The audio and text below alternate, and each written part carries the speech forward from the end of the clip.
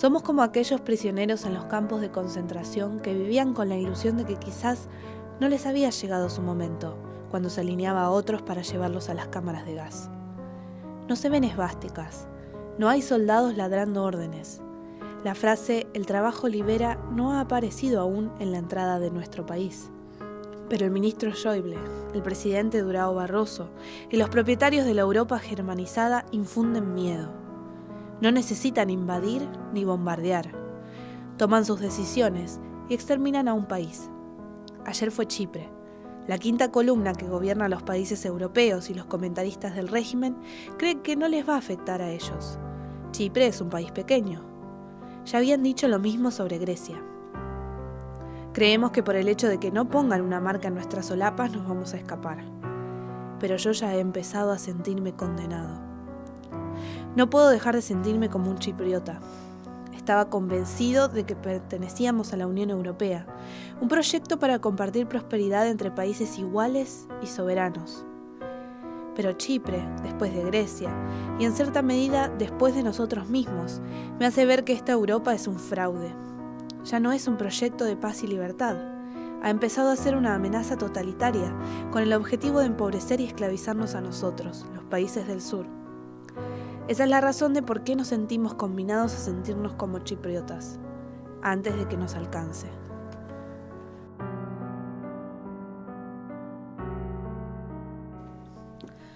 A esta denuncia tan conmovedora como cierta se suma la declaración de violación a los derechos humanos del experto sobre deuda externa y derechos humanos de la ONU en Grecia, Tseppas Lumina. La causa son las severas políticas de austeridad, reformas laborales, apertura y privatizaciones que se obligó a implementar al gobierno griego desde mayo de 2010. El supuesto objetivo de las medidas es reducir el déficit fiscal, reducir el costo laboral y hacer más competitiva la economía. Sin embargo, la evidencia disponible indica que estas medidas excesivamente rígidas han dado como resultado una contracción de la economía y costos sociales importantes para la población, incluyendo un desempleo alto, un aumento en el número de personas sin hogar, pobreza e inequidad. Cerca del 10% de la población vive en pobreza extrema. Estas denuncias deben ser escuchadas y tenidas en cuenta porque se basan en hechos concretos, en una realidad que cada vez es más cruda y que está llegando a cada rincón del planeta, en medio de la crisis económica en la que vive el mundo y que se aceleró desde 2007. Datos como el desempleo juvenil en Europa son escalofriantes. Le están quitando el futuro a toda una generación de jóvenes desahuciados, jóvenes que representan la única esperanza de los pueblos. El desempleo entre los jóvenes europeos, entre 16 y 24 años, supera el 50% en Grecia y España. De 2008 a 2012 las tasas de desempleo juvenil se duplicaron en Chipre, Portugal, Irlanda, Italia, Grecia y España. En 2008, solo 6 naciones en Europa tenían tasas de desempleo juvenil de 20% o más. Pero para fines de 2012, el número de naciones con desempleo juvenil por encima del 20% se triplicó. En Estados Unidos, que también aplica las mismas políticas hiperinflacionarias de rescates a los bancos y ajuste para la población, el desempleo joven aumentó considerablemente de 2008 a 2012, siendo la tasa actual de un 34.6%. Además, producto de la pobreza, están surgiendo enfermedades de carácter epidémico en los países de la eurozona. En Grecia recientemente se dio un fuerte brote de malaria y se vio un aumento del 200% en los casos de SIDA desde 2011, lo cual se atribuye en parte a un aumento en el abuso de drogas, en el contexto de una tasa de 50% de desempleo juvenil. Lo que nos puede dar las herramientas para pelear contra este destrozo de la dignidad humana es identificar la verdadera naturaleza del enemigo. Nuestro enemigo es el sistema de la oligarquía, un sistema imperial que no tiene lealtad a nación alguna y que se está organizando para destruir la soberanía de los individuos y de las naciones. Y ahora está en su fase final. En la larga lista de violaciones a los derechos humanos y denuncias por genocidio a través de las políticas económicas, no hay que dejar afuera lo que el Imperio Británico le hizo al continente africano. De acuerdo a informes recientes publicados por New York Times, la hambruna que sufrió Somalia en 2011 mató un estimado de 260.000 seres humanos, la mitad menores de 6 años. Para dar una idea, esto es 3 veces el número de gente que ha muerto en Siria en los últimos 2 años de la guerra civil. Hemos llegado a un punto en que las pirámides de deuda y crédito especulativo solo pueden ser mantenidas por la inflación, es decir, los rescates, y el saqueo de los depósitos de la gente, los corralitos o rescates internos. El dinero, que bajo condiciones normales es un idiota, se convierte en un criminal. Como lo atestiguan estos hechos y las denuncias de políticos y líderes sociales, como Manuel Alegre, Helga Sepp-Larouche y Lyndon LaRouche, entre otros. Al llegar a estos niveles de desesperación, los gobiernos, el Estado mismo y sus instituciones se convierten en los enemigos directos de este imperio. Esto fue expresado abiertamente por Mario Draghi, al insinuar que la culpa de la crisis en Europa es de los gobiernos, que no quieren aplicar las políticas del Banco Central Europeo. Frases que pronunció mientras anunciaba la próxima fase de emisión hiperinflacionaria de dicha entidad. Por el otro lado, en las palabras del presidente de Irlanda, Michael Higgins, se puede comenzar a ver el reconocimiento de que su gobierno, al igual que muchos otros gobiernos europeos, no pudieron aplicar las medidas soberanas que sus pueblos necesitaban.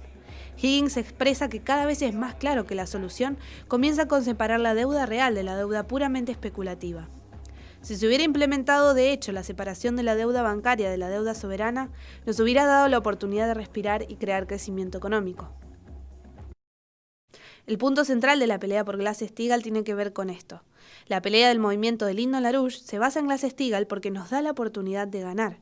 Glass-Steagall es una apuesta segura porque se trata de una política que tuvo éxito en el pasado, porque cambia las reglas del juego. Deja sin poder a toda la masa monetaria especulativa que nos está hundiendo en el desastre económico y la austeridad total.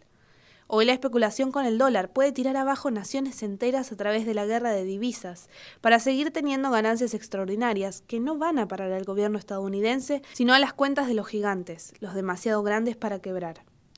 Glass-Steagall es el arma que puede quebrarlos a través de una reorganización de sus funciones, como lo hizo en los años 30 cuando fue aplicada por Estados Unidos y replicada por muchos gobiernos europeos.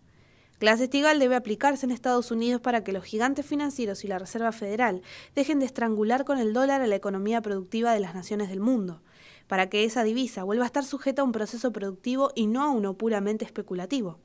Esto liberaría a la gran mayoría de las naciones que hoy no pueden competir comercialmente en contra de la especulación y la inflación de divisas como el dólar y el euro, y que por eso están sujetas a grandes corridas bancarias. Hoy legislaciones que contienen los principios de Glass-Steagall se están discutiendo en Italia, Suecia e Islandia. Para ser parte de esta pelea, necesitamos que difundas y participes de las actividades del movimiento de Lyndon LaRouche. En este momento de la historia es el único movimiento que está creando una campaña internacional para la implementación de una nueva arquitectura financiera global basada en los principios equitativos de Glass-Steagall y el sistema de crédito de Hamilton. Esta es la discusión que se debe llevar al G20, Naciones Unidas y a cualquier otro foro que de verdad quiera revertir la violación a los derechos humanos y plantearse el futuro de las naciones.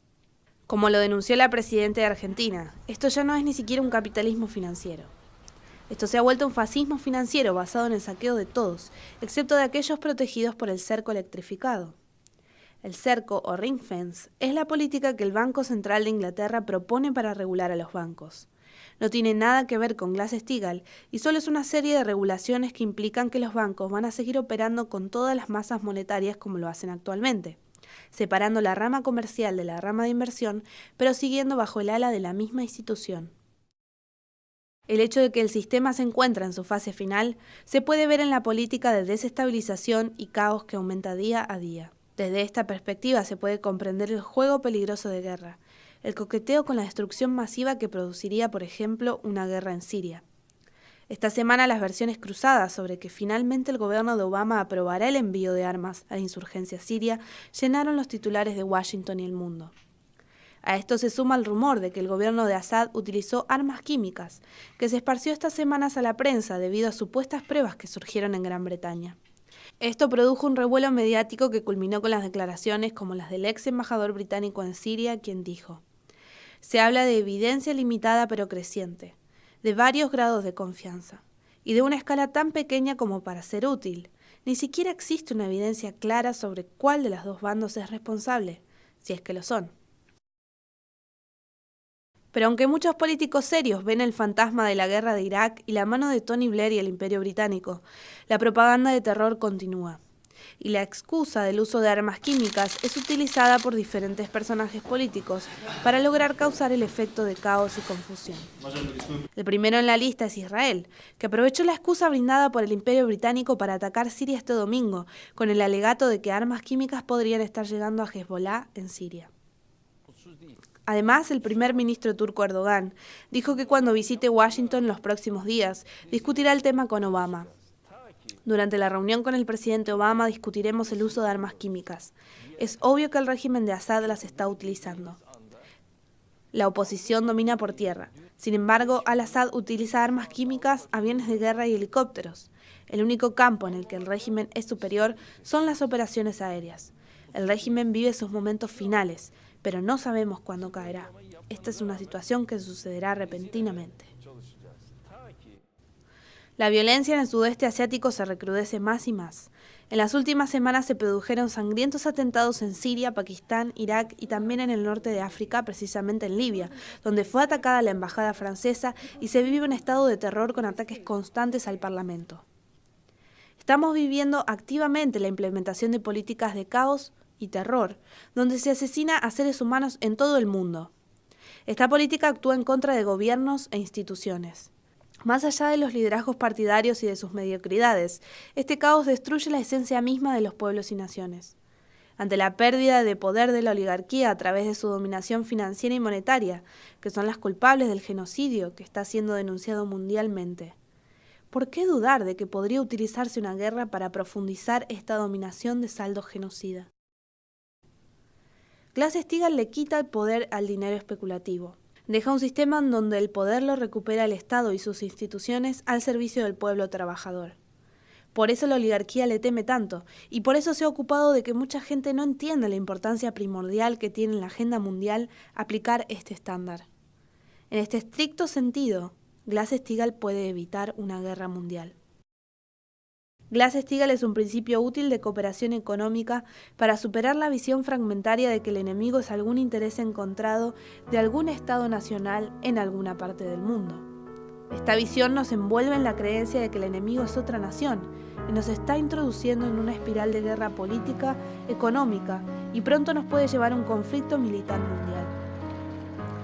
El enemigo es el mismo para todos los pueblos, porque mientras se sufre pobreza y hambruna en África, se sufre el desempleo y el desalojo en España y Estados Unidos. Al mismo tiempo, también los pueblos son los que sufren los atentados y masacres en el sudeste asiático y la pobreza estructural en América Central y América Latina, así como el asedio narco en México. En estos momentos, la consigna que nos debe unir, como lo recordó Lyndon LaRouche recientemente, parafraseando a Martin Luther King, la injusticia en cualquier lugar es una amenaza en todos lados.